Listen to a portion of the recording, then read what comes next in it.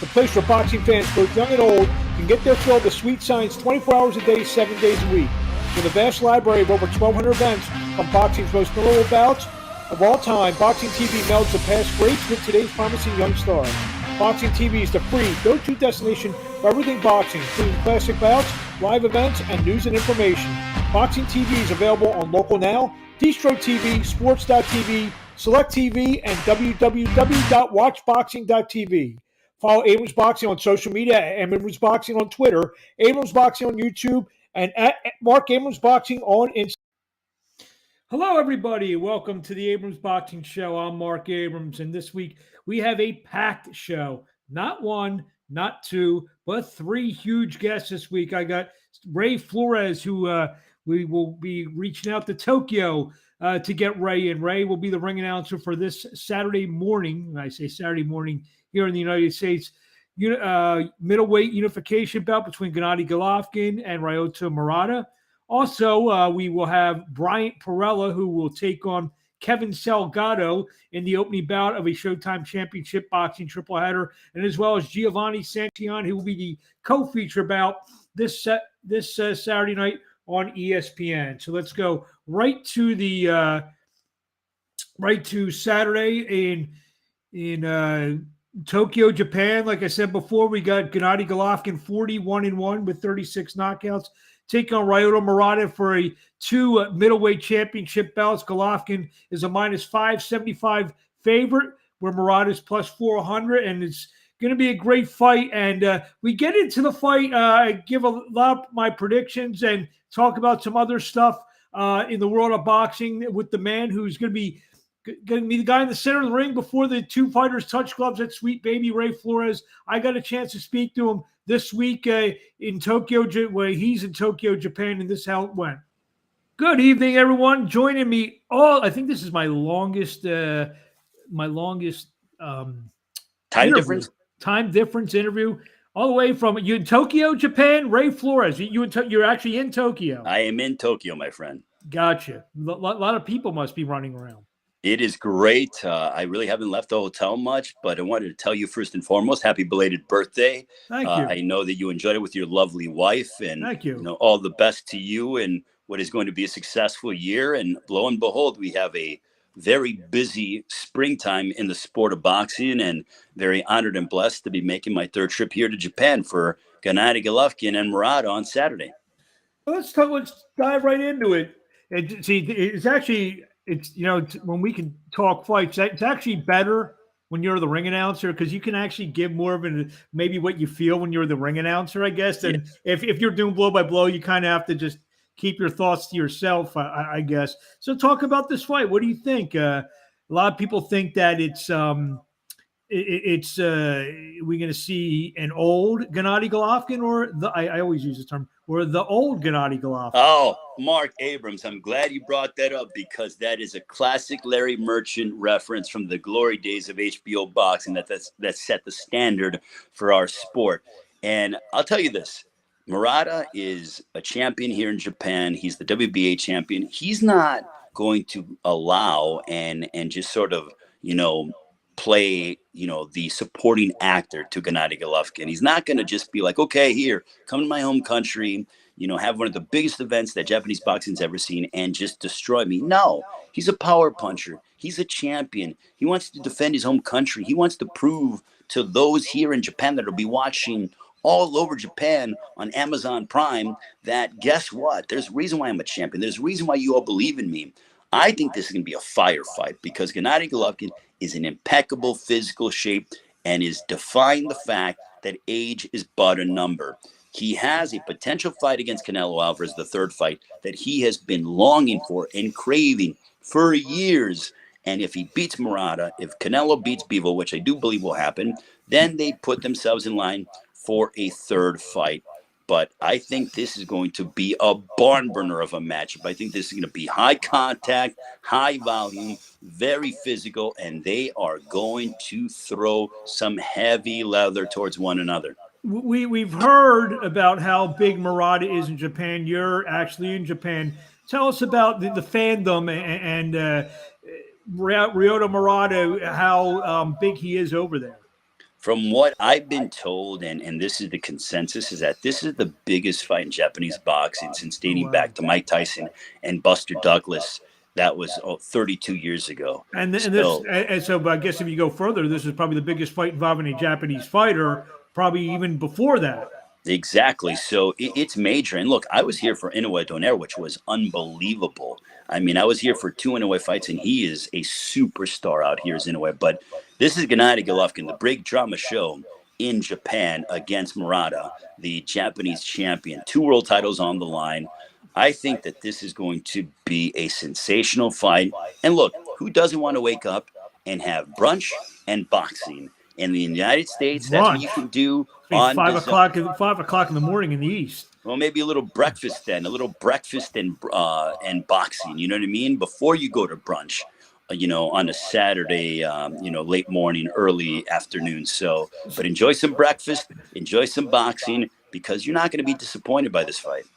If you're having trouble getting up on Saturday morning, just put your TV on the zone, because Ray Flores screaming into the ring announcing that if that don't wake you up, nothing will. So it's a big weekend of boxing. Are you allowed to make a pick, or do you have a pick? No, I mean, because I'm the ring announcer, and I do my gambling show. One thing I said on my gambling shows, because I'm going to be handling the scorecards, I can't give a prediction one way or another because it's unlawful, because I'm going to be announcing the winner.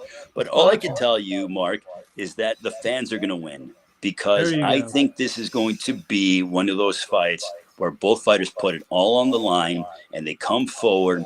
Golovkin is in outstanding physical shape. Murata is clicking on all cylinders. And look, this is one of those fights that if you love high contact fights, this is the kind of fight for you. They're not going to sit back and wait and be patient and, use a lot of shoulder rolls and the Philly shell and all this and that. They're going to come at each other, mano a mano, toe to toe, stand in the center of the ring. Which man can handle the other man's power? Who will be left standing after they can dish out? Who can absorb the most? Who can dish out the most? I believe there's another world title fight on the card, if I'm not mistaken. Flyweight title, Nakatani. Yeah, flyweight title fight. I'm excited. I'm pumped about that. Look, this is a fantastic card. Taken Promotions, Mr. Honda, along with Triple G Promotions, they orchestrated this, and Saitama Super Arena sold out. It will be electric inside that arena. I love the Japanese fight fans. They're so respectful, and they're passionate, and they're honorable, and they come out to support every single fight on the card. Typically, you have this late arriving crowd in the United States, and no shame on the U.S. because, that's my home country. But the Japanese fight fans come out from the beginning of the prelims because they all want to see, the entire show and the entire card. So credit to them. It's just be one of those fights where there'll be no crowd noise, like actually during the fight. And then if some action happens, we'll hear something. Yeah, exactly. That's actually what happened with Inoue Donaire number 1, because of the fact that when Inoue knocked down Donaire, it was like the whole crowd was quiet, and then the knockdown happened, and my ears were ringing from the eruption of the fanfare and the cheers from the fans. It was nuts, Mark. I mean, my ears are still ringing from that in November of 2019, and I can only imagine what's going to happen if there's a knockdown or two. Now, key word that I emphasize right now, Mark, or two, because I could see this going back and forth, and I could see it being a seesaw fight, which I do believe we will witness on Saturday. If you weren't in Japan, most likely you'd probably be in Las Vegas. The Virgin Hotel has an equally, and I said this when I talked to Sebastian Fundora last week. I think this fight on paper with Erickson Lubin, which is going to be on Showtime, I guess 10 o'clock on Showtime Saturday night. Showtime rolled out their big schedule going through the beginning of July. That was the fight with Lubin and Fundora. I thought it was going to be the best fight on paper. Well, here's the thing about this fight. The odds are very close. Lubin is a favorite in the fight. I don't know who to pick because I think it's such an even fight. I could see a variety of scenarios playing out. I think it's a great fight. I think they're going to kill each other. I could see Lubin stopping Fundora. I can see Fundora overwhelming Lubin, stopping Lubin. I could see Lubin getting a decision. I could see Fundora getting a decision. I could see a split decision either way. I could see a draw. I don't know where this is going to go. I think that it is going to be just bananas. I mean, that is what it's going to be. It's going to be sheer pandemonium between those two because the first 2 rounds might be the feeling out process. But mark my words, Mark, That's going to dissipate. And when the pleasantries are done and the feeling out process is gone, in the third round, moving forward, I think these guys are going to try to hurt each other. I think they will. And it's going to be a high wire act. Fedora is one of those guys that, and I'm wondering, because my brother's going to be hosting the press conference tomorrow for Showtime Championship Boxing. And one of the questions, and I mean, I'll give you, breaking down the fourth wall, as we so to speak, is that how do you prepare, if you're Erickson Lubin, for someone who's 6'6" like Fundora, who can hit you from all the way out here? Typically, you prepare yourself for conventional guys 6'2" and below. How do you prepare for somebody like that? But you know what the funny thing is? I talked to Sebastian last week. You mentioned about a guy hitting him from so far away. He doesn't do that though. It's unbelievable. I said, do you ever? I'm sure you're told from time to time, use your gifts. You're 6'6", you're long, stay on the outside and fight. He goes, I just, I fight the way I fight, which is amazing being his size. I mean, he's going to just try to get in Lubin's kitchen. Lubin's got power. He's going to try to knock out Fundora. This fight is not going the distance, in my opinion. I mean, I don't know where it's going to go, but all I know, and I hate to sound very much redundant here, but I think the fans win again in that fight. I mean, I think tremendous it's going to be a barn burner. Same way Golovkin Rod is going to be a barn burner. I think Fundora and Lubin's going to be a barn burner. To a lesser extent, the co-feature Sergio Garcia, who put up a valiant effort against Fundora in his last fight in December, is going to fight former world champion Tony Harrison. So that figures to be an action fights. I think Showtime has a really nice show on Saturday night. Yeah, it's going to be a quality event there in Las Vegas, fighting capital of the world, and small venue, and I think it's the perfect venue for a fight like this. Also, Saturday night, we'll just touch on Michaela Mayer on ESPN defends her unified world titles against Jennifer Hahn. Anything on that? I don't know if you've been seen on Twitter with Michaela and Alicia Baumgartner going at it. They've been going at it today. Michaela's preparing for a fight with Jennifer Hahn, and her and Baumgartner today on Twitter are just going at it. I love the bad blood. I think it's great for women's boxing. I think to be able to have storylines like that, but I'm hoping that they fight each other sooner rather than later. Jennifer Hahn's a consummate pro. She's the sister of Abby Hahn. They're based in El Paso, Texas. I've seen them several times. And Jennifer Hahn's not going to make it easy for Michaela Mayer, but let's be honest, Michaela Mayer's head and shoulders one of the best women fighters, pound for pound, in the sport. And if she wants to get closer to unification, she's got to prove beyond the shadow of a doubt, beyond a reasonable doubt, that Jennifer Hahn doesn't belong in the ring with her. So here's her opportunity to main event and be in her hometown, and away we go. So curious to see how that fight unfolds, but I think that Michaela Mayer has a lot more tools in her arsenal compared to that of Jennifer Hahn. Also, Saturday night, you mentioned El Paso. Let's go down to San Antonio, where we have the return of Ryan Garcia take on Emmanuel Tago in a fight. We haven't seen Garcia in about 16 months. He went through his mental health problems, had some injuries. Now with Joe Goosen, what should we be looking for with Ryan Garcia on Saturday night? I think we get a sensational performance from Ryan Garcia, because obviously that the legendary Joe Goosen is a broadcast partner of mine. And I've learned a lot from Joe, and he is such a staple in the sport. He's been around every situation imaginable. And I know that people had their doubts as to be like, well, why did Ryan Garcia leave Eddie Reynoso? Oh, now he's with Joe Goosen. He wants to be with someone where he runs the show himself. I've been in the gym with Joe Goosen many times. Joe Goosen, it's his way or no way. So Joe's not going to waste his time. He doesn't care who you are. If you come to his gym, you got to learn his way. And that's what Ryan Garcia did. And I love that. I think this is the perfect partnership. I think we get, and I very rarely do I use this word, Mark, and you've known me for many years, like going on 10 years now. I don't use the word spectacular often. I think we get a spectacular performance out of Ryan Garcia, because Tago he's just a very basic fighter. I think he has a blown up record. I think here's a guy who's going to come forward and try to press Ryan Garcia, and I think Ryan Garcia wipes him out. Ryan Garcia, you cannot prepare for the speed or the power of Ryan Garcia. Then you have the wisdom of Joe Goosen to be able to program Ryan Garcia. If Ryan Garcia was going to lose a fight over as he's trying to get up and ready for a title shot, it would have been in his last fight, in which he got knocked down in the first round. Then he came back and responded so well. Now I think that Joe Goosen is the kind of guy that focuses on your strengths and tries to shore up your weaknesses. And that's what he's going to do with Ryan Garcia. This fight is not, and I'm going to give you, like, I don't see this fight lasting past the 7th round. I think Ryan Garcia obliterates to go. And again, that's another word I don't use often, obliterates to go. And I think that this, inside in the first half of the fight. Yeah, first half of the fight, because I think Ryan Garcia's head and shoulders above to go. And I think Joe Goosen has him so sharp, so laser focused that Ryan Garcia knows, listen, it's almost like Roy Jones' song, Y'all Must Have Forgot. And Ryan Garcia's been away since January of last year. So people need to be reminded of why there's so much excitement and buzz behind Ryan Garcia. He has that opportunity on Saturday, and I think he will do it. So if he does what you say he will do, and I guess because of Kambosos and Devin Haney are kind of tangled up for, maybe a couple fights or whatever, everyone's going to be calling for Garcia to fight Tank Davis. Should Tank Davis dispose of Rolly Romero? That's the fight. That's the fight to make. I'm glad you went that direction, because that's the fight to make. I think that's the fight that the world wants to see. I think it's the fight that I believe Mayweather Promotions tried to make that fight back when Ryan Garcia got a win last January. It couldn't happen for some reason. Ryan Garcia took a sabbatical, got himself focused again and healthy. And now with the way that their schedules are lining up, look at this.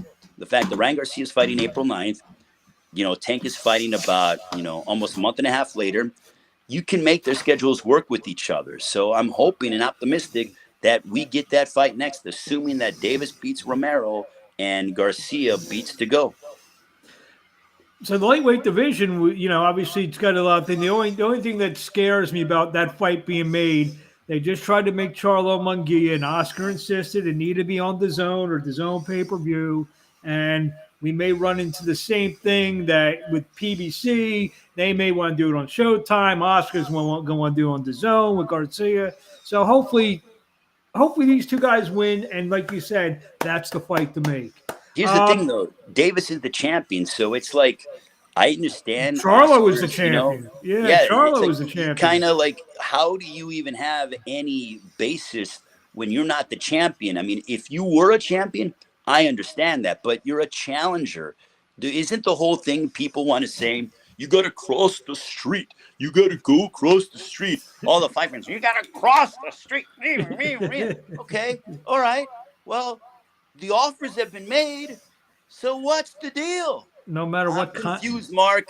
I'm confused. I haven't had my fish oil today. Can you provide me some clarity, my friend? It's amazing. No matter what continent you're in, you're still you're still a little nuts. But that's why we love. I'm not normal, that's for sure. That's why we love. Anything else on the schedule? I will try to talk to you next week from Dallas. I know you're getting in there late. Obviously, by the time you get home from there, you may not know what day it is when you get home. Well, I'm going to White Sox opening day next week, so on Tuesday. So I'll get home, get a day and a half of sleep, and then go to White Sox opening day on Tuesday. Head to the Motor City, Detroit, Michigan, for Lee Baxter, Lou DiBella for a fight on Fight Pass on Friday night. Head my way to the great state of Texas, as Stone Cold Steve Austin likes to stay on Saturday at AT&T Stadium for Spence and Ugas, the welterweight unification matchup, and fortunate to talk with Zab Judah and Errol Spence today at 5 a.m. my time, which was, in the afternoon your time. So both guys are focused, determined, and ready to go. Well, you're making us all get up at 5 o'clock on Saturday morning. So I guess it paid, exactly. There we go. It's even. Any other boxing news or notes that you want to just touch on? Or I'm just excited, man, because I got a fun schedule. You're excited? I'm always excited. You're always being excited. Around this sport, being here in Japan, obviously, is – I mentioned this yesterday on my social media. I love the late, great Gorilla Monsoon, as I will say, borrow a phrase from him, history will be made on Saturday night when Triple G fights Murata. Is there any New Japan wrestling in town, or you tried to look that up? I mean, we're in a bubble, so to speak, here in the hotel because, COVID restrictions and everything. So, really can't go out and venture out too much. Why is it like that? Is it still is it bad over there? No, it's not bad. It's just, we get tested regularly and stuff like that. So, everyone's taking precautions to make sure that the athletes and the fighters are good and the staff is good. So I totally respect that. And, wearing our mask and stuff like that. But I've been eating great. I've been working out well and being in a beautiful hotel and learning and hearing some stories from the legendary Mr. Honda of taking promotions and talking with Tom Loeffler, Triple G Promotions. And it's a wonderful fight family that we're all congregated here in Tokyo. And I saw you tweet a picture out with the legend Chocolatito. It did. He's out here. He's having fun. He's enjoying himself here in the hotel. And, hopefully we can get him and Ioka, inside the ring sooner than later. And I'm sure they'll call you to ring announce that one as I'd be all about it, my man. Anytime I can come to Japan and do a big prize fight, sign me up. It's my favorite country in the world, but haven't visited yet. So you live in the United States, but yet you just said Japan's your favorite country. No, I said to visit. Let me clarify that. To visit. Favorite country to visit is what I meant. Okay, because I'm not one of those guys that's like, I love the U.S. of A, my man. To celebrate 4th of July, it's one of my favorite holidays, my friend. There you go. Celebrating our freedoms. There you go. In Philadelphia too. Well, exactly. You can learn history from Ray, learn geography, and learn boxing. Ray, thank you. Yeah, you can learn some dating tips as well. You know what I mean? I'm a single man, so I'm all about being out about the town. Well, if anyone is. If any young ladies are watching, Ray's DMs are always open. So. You said it, not me, Mark. On Instagram and Twitter, he's an equal opportunist. That's Ray, right. we thank you for a few minutes of your time. Enjoy Tokyo, and we will see you Saturday morning here in the United States. Beautiful, my man. Thanks so much for everything, and happy belated birthday. Thank you. There you have it, my man, Sweet Baby Ray Flores, joining us from Japan, where Gennady Golovkin's take on Ryota Murata for a middleweight championship fight on Saturday morning. For the record, I am picking Ryota Murata to win this fight on Saturday morning. I don't know how he's going to do it, but he's winning this fight on Saturday morning when he faces Gennady Triple G Golovkin. Like we mentioned, Erickson Lubin, Sebastian Fondor, tremendous fight. That odds there, Lubin's a minus 140, where Fondor is a plus 120. Heck of a fight. It's a pretty bettable fight, considering the odds. I hate doing this because Sebastian was our guest last week. I'm taking Erickson Lubin. I want to say by knockout. Take him, lay the 140. Also, Tony Harrison takes on Sergio Garcia. Garcia is actually a favorite in that fight over the former world champion. Garcia minus 250. Harrison's a plus 200. And in the opening bout, Bryant Perrella, who will join us in a second, is a minus 310 as he takes on Kevin Salgado in again, another 154-pound fight. As mentioned, I got to speak with the man known as Goodfella, very nice guy, a terrific interview, and this is how it went. Joining me now is Bryant Perrella, who this Saturday night takes on Kevin Salgado, the opening bout of a special Showtime Championship Boxing tripleheader. It's featuring all junior middleweight fights. Bryant, how you doing? I'm doing great, man. How about yourself? I'm doing well. Thanks you. Like I said, a couple minutes. I know we're about 48 hours, a little bit more than 48 hours before you got to get in there on Saturday night against Kevin Salgado. How you feeling a couple days out? I feel great, man. Feel really relaxed. Really all the hard work is behind me, and now just making weight, which would be easy. And, I'm excited to get in there. To talk about the Salgado. What does he bring to the table? He relatively unknown to a lot of us here in the United States. I'm sure you have at least a little scouting report on, but what does he bring to the table? Well, he does bring a lot of the unknown to the table, along with being undefeated, a young, hungry fighter coming from Mexico into America for his American dream. So he brings that. It's hard to say exactly what he's going to try to do in the ring. He may try to pressure or box. He's got some counter punches. He's got some good boxing ability as well. His older brother trains him, who is also a pretty successful boxer himself. So, we'll see when we get in there. I'll be ready to adapt and adjust to whatever he brings, and we'll see if he can do the same. You mentioned about making the weight pretty easily. This is your second consecutive bout at 154 after spending your career at 147. How is the extra 7 pounds, with the Harrison fight and in this training camp? How's that agree with you? Oh, it's great. It takes a lot of stress off my shoulders, not having to stress and worry about so much weight and killing myself to make the weight class, where I can just, focus on training, focus on be the best version of myself every day. And, really having the confidence knowing I'm going to be myself in there, and I'm going to be feeling good like I do throughout camp, and even better. It's a new weight class, and it's a new chapter in my career. Your last fight, and I'm sure you agree, a lot of people thought that you should have gotten the nod over Tony Harrison in that fight that was ruled a draw. Tony's in the co-feature fight. Is that kind of stick in your craw a little bit that you're in the opener and he's in the co-feature?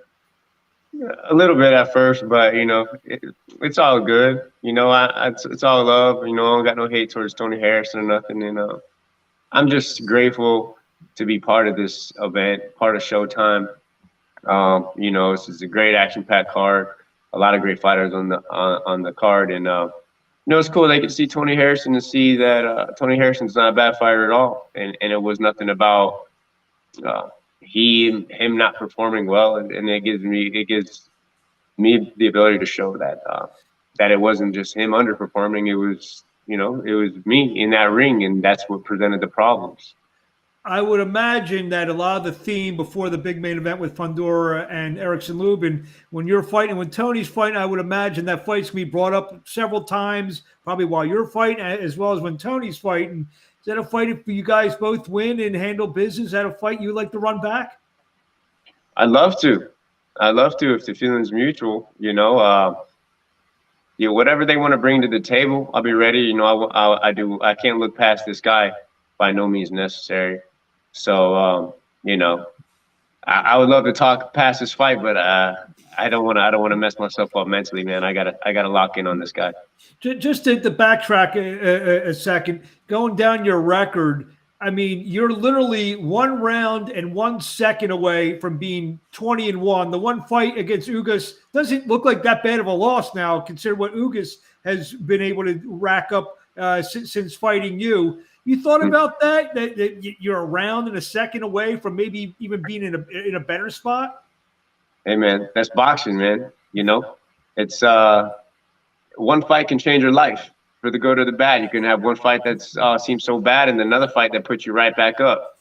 So, that's what it's all about. And boxing's all about that underdog story. That's where the underdog comes from, man. So, it's cool, man. And I'm just looking forward to what's to come, and it looks like the future is looking really bright. So. Yeah, and you mentioned the future looking bright. Obviously, you're on the PBC side, and 154 pounds. Obviously, we got this great triple header. We got Charlo and Castano going to settle things at 154 pounds. There's some other guys probably going to be moving up, moving in, moving out. 154 pounds, especially on the PBC side, seems like a real good place to be. Was that one of the motivations of moving up, or was it strictly you had some trouble making 147 after all these years? Was it a combination of both? Combination of both. I had a good run at 147, but I outgrew the division, and there's just time to step up to the next level and show the next level showcase of my skills. But it is great that these guys, like you said, are all moving up from 47. There's already a lot of talent at 154, so it seems like it's becoming a hotbed of talent at 154. You have all the stars from 147 that are feeling the same, like, hey, it's time to move up. And then you got the guys that are solidified at 154 that are staying. So it's becoming that hot spot, man, for boxing and talent. So I'm blessed to be part of this division, and I'm excited for it. And I think you've at least in my opinion, you've established yourself as one of those guys, win, lose, or draw. You're going to have some staying power because you're always in good action-packed fights, and the fans want to see Bryant Perrella in the ring. Like you said, no matter what the results are. Is that the way you feel? Yeah, I appreciate that, man. And I always look to put on exciting fights for the fans. you know, that's just part of it, the entertainment business, and I don't want to snooze nobody out. So, you know, and it's part of my temperament as a fighter, anyways. You know, first and foremost, like I want to get in there and I want to get my shots in, man. You know, I don't like to stray away from a fight by no means. So, it's happy to hear that, and I'm blessed to be that people actually, you know, they are excited to see me fight.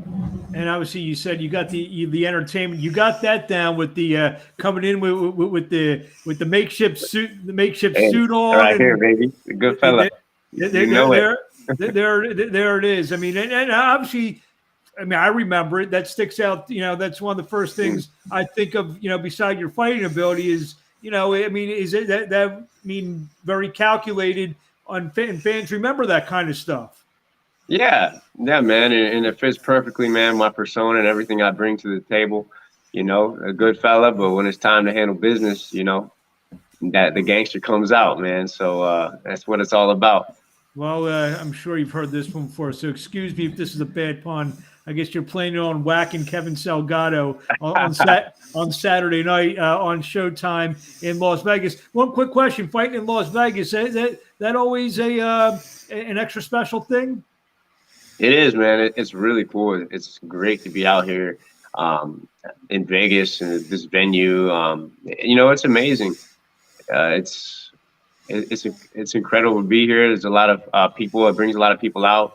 They want to come see me fight. They also want to enjoy the Vegas lights. You know, so it works in that way, and I'm good, man. I love it.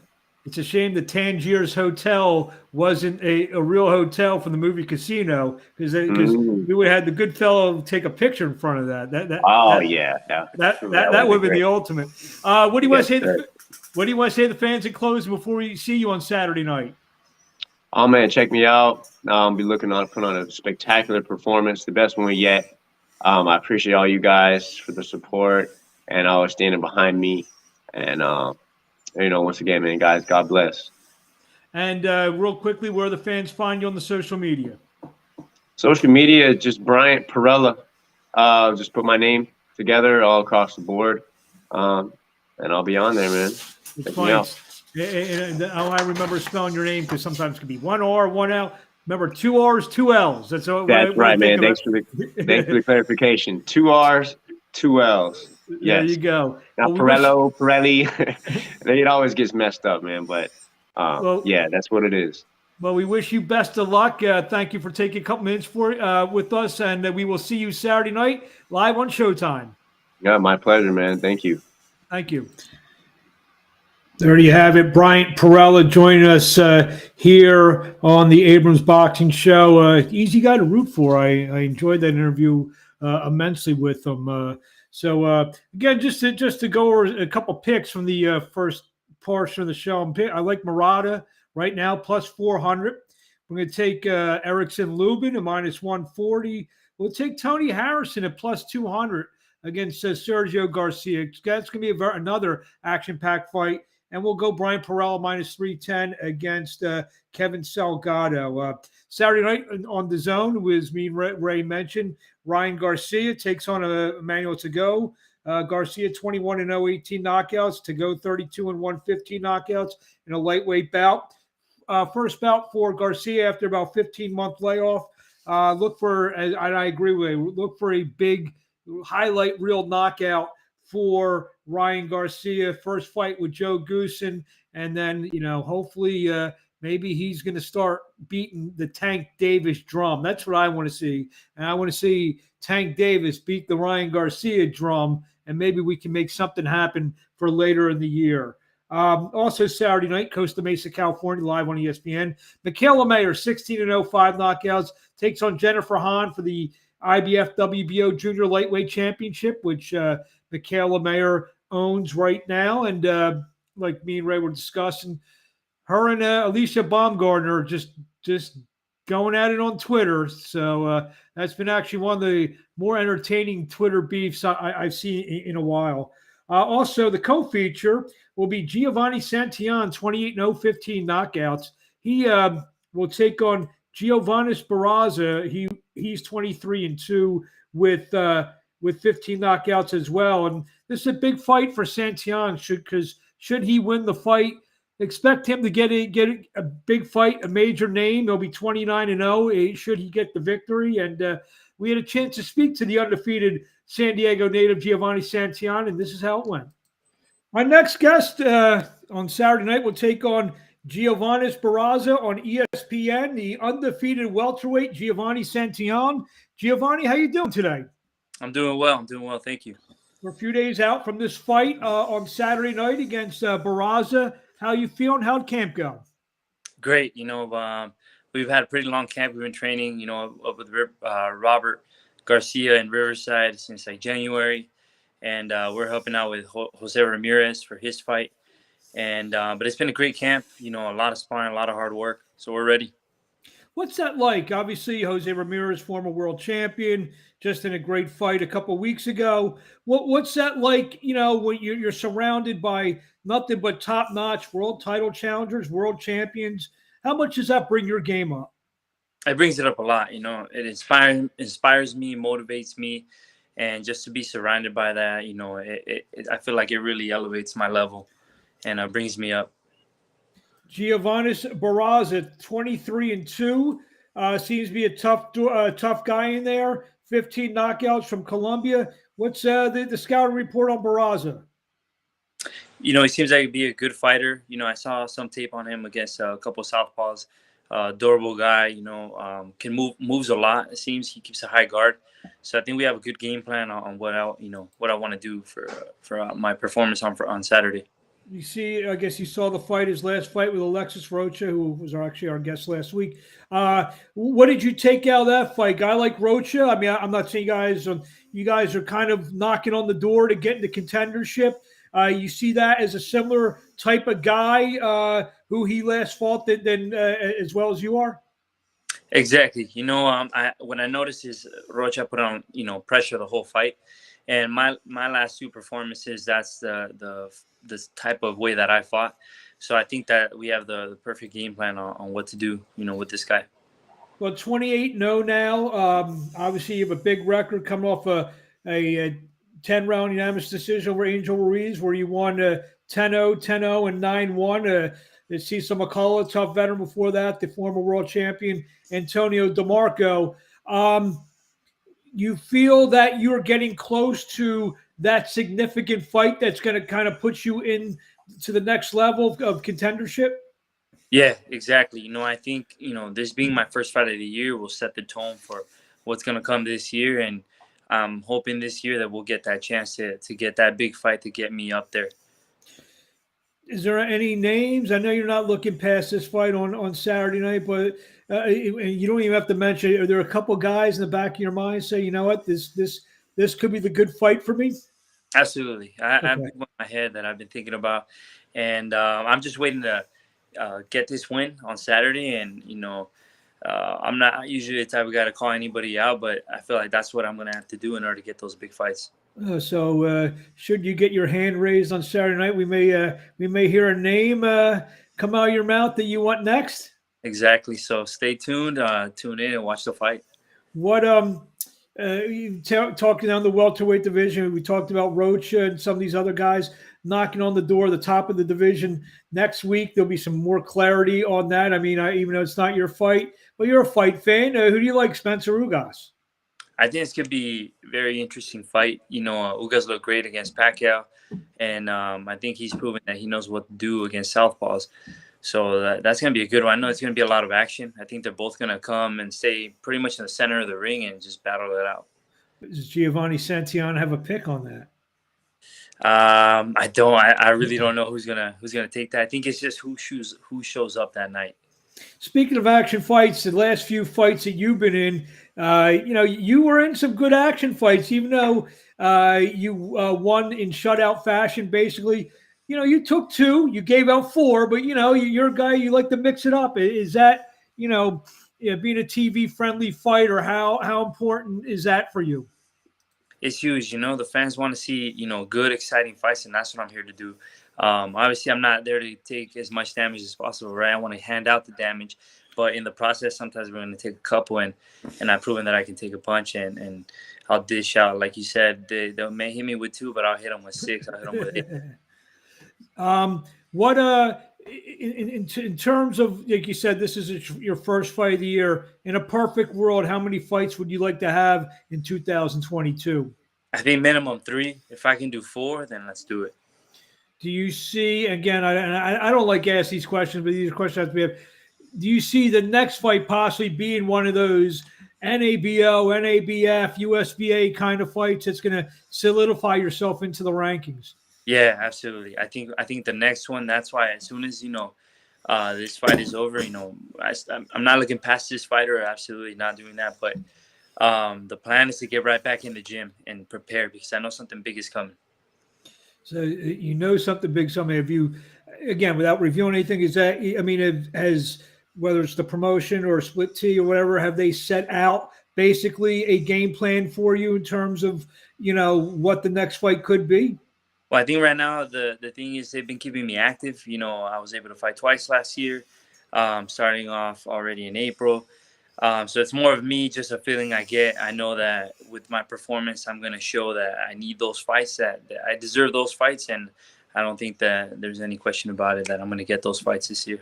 How much has the awareness about you has grown fighting on this big ESPN platform that Top Rank has? Yeah, I think people are starting to take notice, but I still want that bigger fight that's going to really give me that jump. Have like your followers and everything, has it been growing since you've been on, fighting on ESPN? Yeah, definitely. It's been growing a bit, but, we want to get up there. I'm 30 years old now, and I'm ready. I'm ready to take that leap. Costa Mesa, California, was the fight is.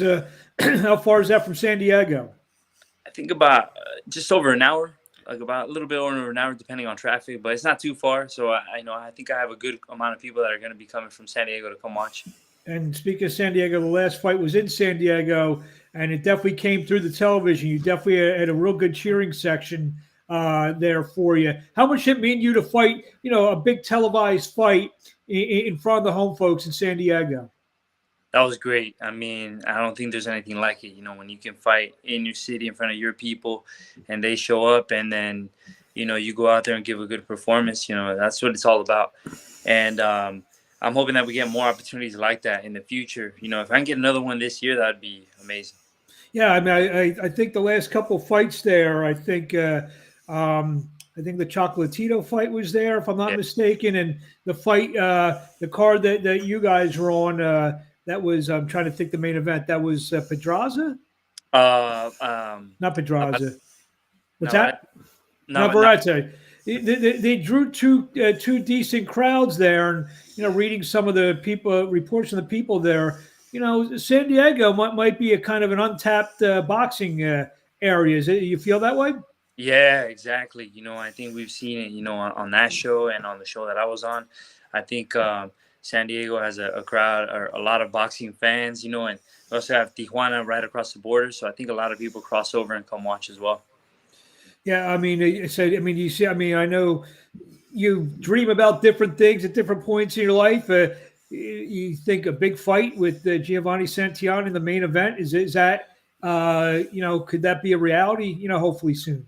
Yeah, I would love for that to happen this year. A main event here in San Diego, that'd be amazing. That's what I'm looking forward to. Was it distracting at all? Uncles and cousins coming out of the woodwork looking for tickets the week of the fight? To be honest, no. I try to just tunnel vision. I know that they're all going to be there, but I don't even think about that at the end of the day. I'm just thinking about my fight. What we got to do in the ring, because that's the only thing that matters in the moment. So I put that all aside, and then I'll talk to everybody after the fight.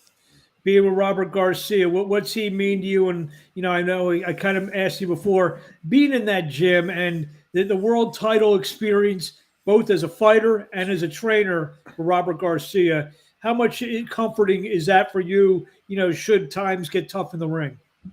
He's always got good advice, for me, always giving me good instructions, when I'm in the ring, during sparring sessions, during training. So that's been so much to me. It's meant so much to me.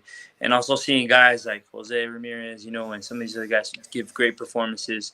It lets me it feels lights a fire in me, man, that's what I want to do. That's what I want to do. And, you see Bam Rodriguez, that world title.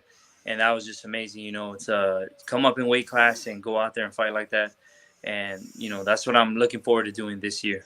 When those guys come back in, they fight on Saturday, they come back in the gym Tuesday or something, and they have this belt around their shoulder, around their waist. How inspiring, motivating is that for you as well? It just makes me hungry for that. I'm hungry for that, to get that too. I see them do it, and I know it's possible for me to do it as well. What do you want to say to the fans in closing before we let you go, and see you in the ring this Saturday night against Giovani Santillan in Costa Mesa, California? Yeah, I just want to thank everybody that's been supporting me to this point. And, yeah, show up, guys. It's going to be a great night. Tune in on TV if you can't make it. It's going to be a good night of fights. Class act, undefeated, and future world champion Giovani Santillan. Thank you for a few minutes of your time, and we'll talk to you along the way. Thank you, Mark. Thank you. There you have it, Giovani Santillan joining us. Good fighter, 28-0. Looks for win 29 Saturday night against Perrella. And I'm actually excited. There's a couple reasons to tune in. ESPN, you got the fight with Michaela Mayer, who is one of the best pound-for-pound female fighters in the world. And who is Giovani Santillan going to call out after the fight? We shall see. Tune in Saturday night on ESPN.